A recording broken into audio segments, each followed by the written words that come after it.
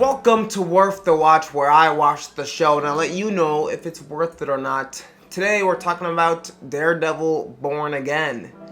Now, I wanted to let you guys know who Daredevil is, what the show is about, if you didn't know, and you're coming to this brand new. Because they're picking this back up. Netflix had it, and then Disney was like, no, Netflix did it really well, and now we want it. We want it back. Because we're not doing too well right now. People aren't watching the Marvel shows. But people watched Daredevil, and they got 3 seasons, and everybody loved it. So we're gonna make a 4th season, same cast, and you guys are gonna love it some more. Essentially, that's what Disney decided to do. Alright, so Daredevil as a character, he's a superhero. You might know this. He wears a suit, a red suit. He's got horns. They call him the Devil of Hell's Kitchen. Hey, you're probably wondering, how did he become a superhero? He was a child. His dad was a boxer. A little background story. He was in an accident. He got some chemicals in his eye. It blinded him. But even though it blinded him, somehow it gave him, he was able to hear things better now. You know how blind people, once you go blind, it heightens your senses? That's essentially what's happened with Daredevil, or Matt Murdock. Blind, now I can hear better. I can hear to such a level that I could hear people down the street, inside my home. I can hear heartbeats. I could probably hear what's wrong with your body. He could probably be a good doctor, but he's a lawyer. Essentially, Matt Murdock / Daredevil is a crime-fighting lawyer. So that's who he is. He's trying to stop the big bad people that are corrupting Hell's Kitchen, his hometown, his turf. He's like, this is my area. Y'all come up in here, you corrupt policemen, you corrupt politicians. I'm gonna take you down. And that's what he does. So he does it the lawyer way, which is, the law. And he does it the vigilante way, which is not the law. And that creates this very dynamic character that is Matt Murdock / Daredevil. Then he's got some friends too. His friends are Foggy Nelson, that he started his lawyer business with. There's a word for this. And then he's got a friend, Karen Page, that he's also had relations with. And then you got your side character, the Punisher. He got his own TV show on Netflix called The Punisher. He's played by what's his name? What's the Punisher? Jon Bernthal, Daryl from The Walking Dead. So Jon Bernthal pretty much said, hey, Daryl from The Walking Dead in the Marvel universe is the Punisher. I don't give a fuck what you think, Red. I shoot people, I put them down for good. That's my best Jon Bernthal as the Punisher that you're gonna get. Who else is it? Yeah, Wilson Fisk, played by Vincent D'Onofrio. Vanessa, I am bald and a sweaty man, and I wear white suits. That's my best Wilson Fisk as Vincent D'Onofrio. Never gonna do that again.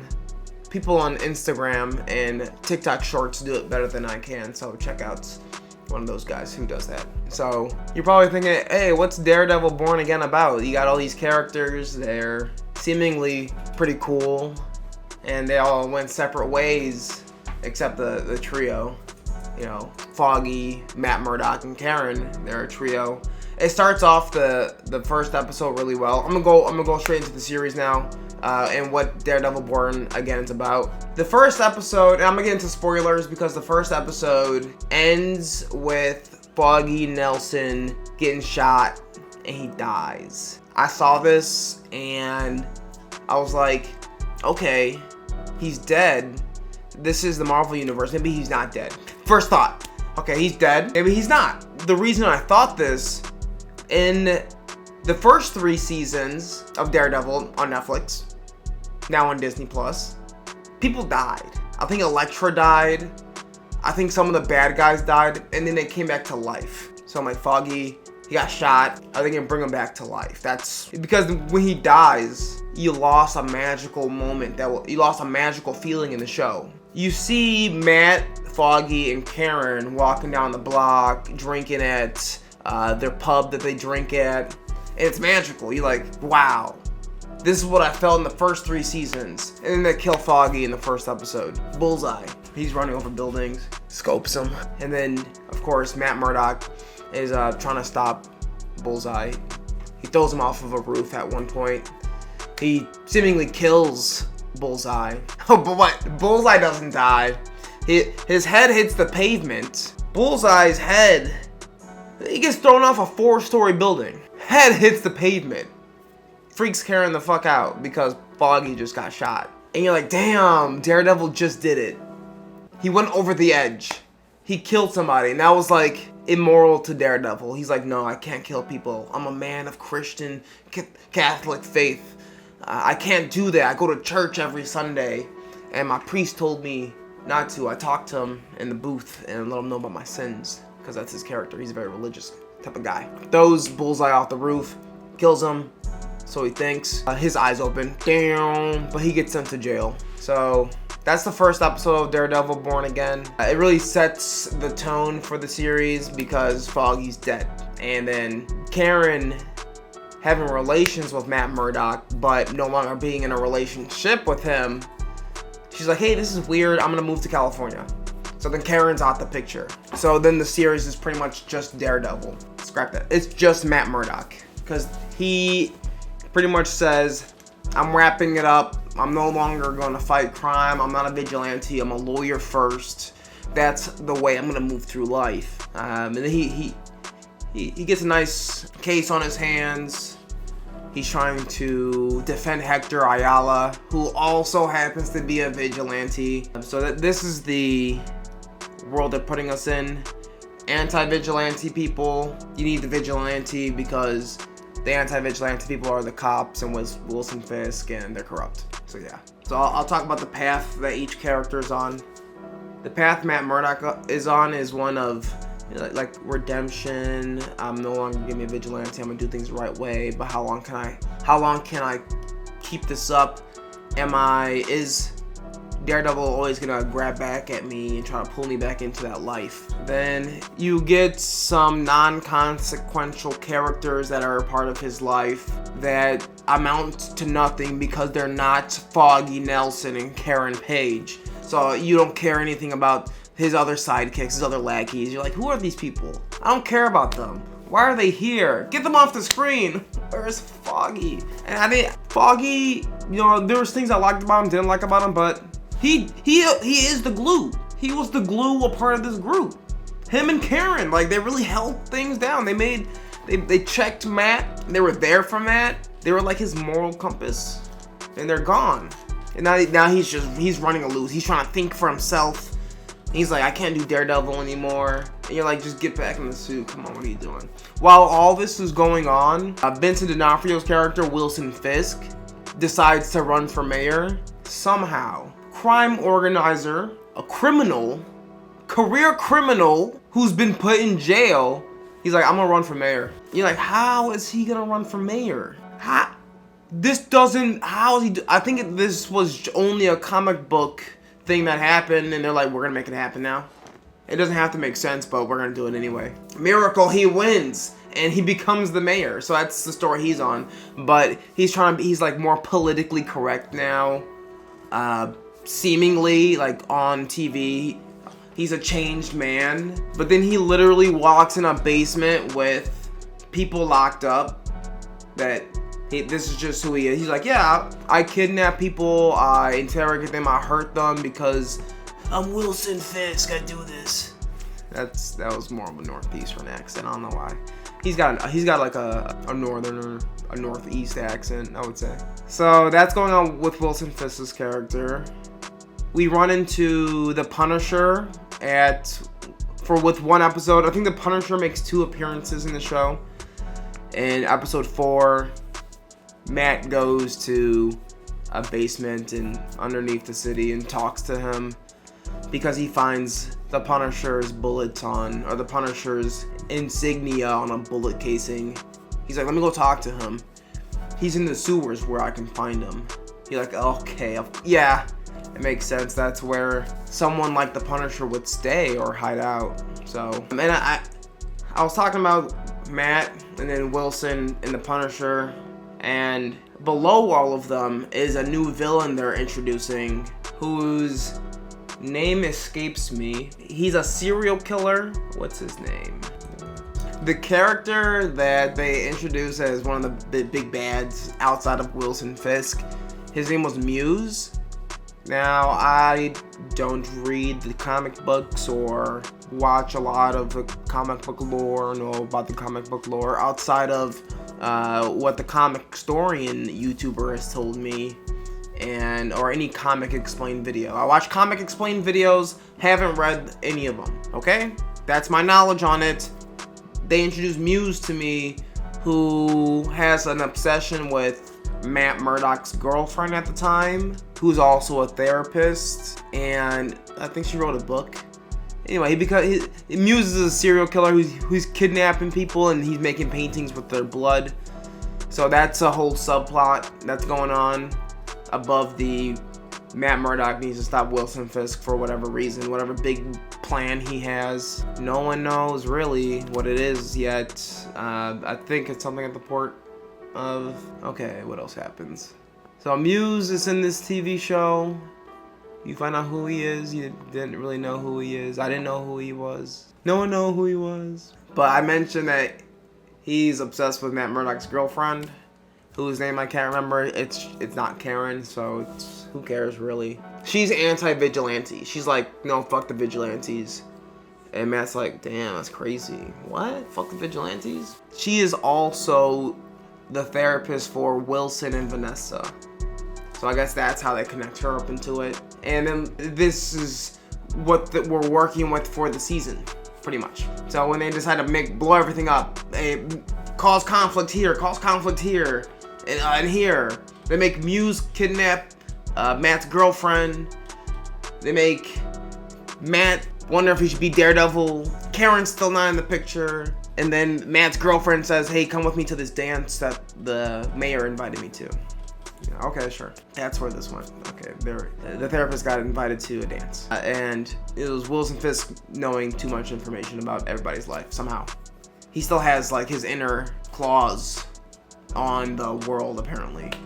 I guess since he's the mayor now, it's more believable than when he was just a criminal. So what really happens? So when everything blows up at this ball, Matt Murdock takes a bullet for Kingpin because Bullseye escaped prison, wanted to kill Kingpin for some reason. And then Matt also found out that Foggy knew too much and his case was connected to Vanessa and the underground world. Vanessa, Wilson's wife, hired Bullseye to kill Foggy to protect their world. And then Matt, for some reason, confronts Vanessa about it during the ball, during the dance ceremony that he's invited to for some reason and his girlfriend's invited to with the mayor. So while Matt's dancing with Vanessa, Wilson's dancing with Matt's girlfriend slash therapist. Bullseye comes, pulls out the blicky, looks at Vanessa and Matt, and then turns his scope towards Wilson. But you're like, why did he do that? Matt uses his incredible hearing. He goes, and you hear that click, chick, and then he jumps in front of the bullet, saving the mayor. Gets hit, hospitalized. Next scene, you're thinking, okay, Matt just took a bullet for Kingpin, Wilson Fisk, his nemesis, for 4 seasons now. He takes a bullet for him because he doesn't want him to die for whatever reason. Or he just wants to protect people. That's what he does. Almost no time has passed. Matt's in the hospital. Wilson's like, hey, he wants to be a hero so bad. Go finish the job, kill him, make him die a hero. Better die a hero than be a vigilante. You're like, damn, Wilson's cold. He just saved your life. And you're like, fuck that, kill him. And this is what gets me. Somehow, it seems to be a common theme with Daredevil that people are like, hey, we're gonna get the upper hand on him. You know what you gotta do? Turn the lights off. So Wilson, turns the lights off on the entire city. And they're like, okay, perfect opportunity for his sidekick to go kill Matt Murdock. But like, he's blind. He sees with this. He's listening to everything. Like, they do a pretty cool job with when they focus on him hearing and they like bring you into it. I'll say that they do a really good job doing that. You like listening and then it like focuses on something else. They do a good job with that. I enjoyed it. So of course he escapes and he's like, okay, I gotta go back to my place. Goes back to his place. Who's waiting there? You got the Punisher waiting there. He's like, oh, why is the Punisher here? He's like, oh wait, people are coming to Matt's place to kill him. So in his place, Matt turns into Daredevil, but he runs away. The task force that Wilson Fisk put together to stop vigilantes and to stop crime, and they're low-key they're high-key terrible people. They are cops who had been discharged for reasons being that they probably did something immoral, unethical, hurt people that didn't need to be hurt. That's Wilson Fisk's task force, of course. They send them to Matt Murdock's place, finish the job. There's a gang of them. They go in, like, where the fuck's Matt? Daredevil busts through the window. So like, oh shit, Daredevil's here. Oh shit, the Punisher's here. And then they go about whooping everybody's ass. And then the funniest thing happens. Daredevil finds out who the man was that murdered Hector Ayala, the other vigilante that Matt was defending in one of the court cases. He got offed immediately. He finds out, oh, he's the guy who killed Hector Ayala. No one cares really about that vigilante or how him dying, to be honest. Like, it didn't do anything. It set up Muse kidnapping a kid and then Daredevil going to save the kid that Muse kidnapped. That's what it set up. But then the Punisher's like, oh, he killed him? He's trying to play me. I'm gonna kill him instead. Takes a gun and Matt's like, no, don't do it, don't kill him. He's like, I can't kill him. And he looks at this guy and he goes, pah, kills another guy. And Matt's like, no, don't do that. He's like, what difference does it make? And that's what everybody's sitting there is like, yeah, Matt, what difference does it make? He killed 20 people in your house. He killed them. And yeah, you saved a couple of them. Most of them are dead. And then someone throws a bomb in the place and then they jump out the window. Matt saves them. He has his nunchuck that he can swing around town with now like he's Spider-Man. And then they run into Karen Page because she's back after she heard that Matt got shot. It's a very fast flight that she took from California to New York to save them. And yeah, talking about this show makes me realize how all over the place it was. Maybe I'm just all over the place. I can't really talk through the show without... This is me talking through it for the first time This is for me talking through the show for the first time and trying to put together what they were trying to do. And I was like, yeah, okay, cool, this is Daredevil, nice. And some like, no, this is a Daredevil wannabe. Like, he wants to be born again. He wants to be the Netflix Daredevil. It's not really the same though. But then in the last episode, what even happens in the last episode? Matt's like, oh, we gotta put together a crew because they can't handle all the task force and what Wilson Fisk is trying to do. Wilson Fisk declares martial law, so he's pretty much controlling Hell's Kitchen, New York, and the town. And you're like, what? Why is he able to do this? How does he have this much power? Like, it doesn't make sense. How? Explain it to me. How is he doing this? And then the Punisher, being a fucking idiot, walks up to the task force and murders people, and then they capture him. So you're like, why did they capture him? Why didn't they kill him and then throw him in a cage? And that's the first 9 episodes of Daredevil Born Again. So, do I think this is worth the watch? If you liked the first 3 seasons of Daredevil and you're wondering what Disney could do with this season, then yes, I'd say check it out. It's worth the watch. You should watch it because I think they're trying some things out with this R-rated TV show that they're bringing into this non-R-rated world of TV shows that they have. And they're like, we're figuring this out, maybe. Hopefully they're figuring it out. If I were them, you don't kill Foggy, you keep Karen Page around, and you use the three of them as the glue for this show. Let Foggy's death be a end of season or halfway season finale. Let that be it. Kill him first episode. You're like, why? I'm watching this because I need the three of them. It's like, you ever have a good group of people? You're like, yeah, this is good. They make it what it is. And then they remove them, and they're like, we can capture that with new people. You can't, and you didn't. So, if you're a part of the group of people that have been done with Marvel for a long time, and you're like, is Daredevil gonna be what brings me back? No, you're gonna be like, you're not going to really enjoy it, I don't think. So, it's a very low-level crime type of TV show that has larger players as neighbors, like Spider-Man and all of the people in the Marvel movies, but they can't really use these people because then it will dilute the story that they're trying to tell with Daredevil and his I fight crime on the streets type of personality that he has. So, I would also change Muse's character entirely.